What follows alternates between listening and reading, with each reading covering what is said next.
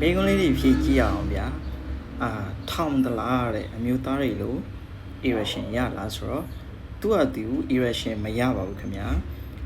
implant ထည့်ရပါတယ်ထောင်မက်ပစ္စည်းပေါ့နော်ထောင်မက်ပစ္စည်းကဘယ်လိုဟာလဲဆိုရင်ကျွန်တော်တို့ဒီဆေးပညာမှာ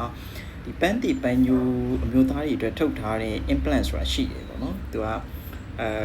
reservoir ပါတယ် normal saline ပါတယ်ပန့်ပါတယ်ပေါ့နော်အဲ့တော့ဥထဲမှာဥပုံစံလောက်ထားတဲ့အိတ်ထဲမှာပေါ့နော်အလုံးလေးတွေပါတယ်အဲ့အလုံးလေးကိုညှစ်လိုက်တာ ਨੇ ကိုကအတူတူနေမယ်ဆိုရင်အကောင်ကထောင်လာတယ်ပေါ့နော်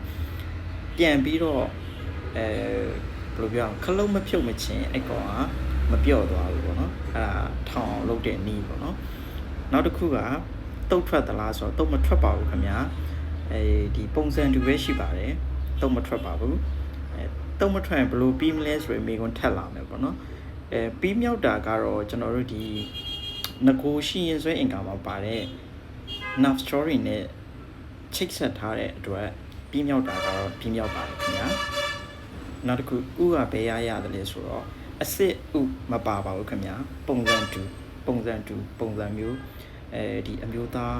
တယောက်မှာဥရဲ့အချောင်းရဲ့ပါတယ်လို့မျိုးဥနှလုံးနဲ့အချောင်းတော့ပါပါတယ်ခင်ဗျာ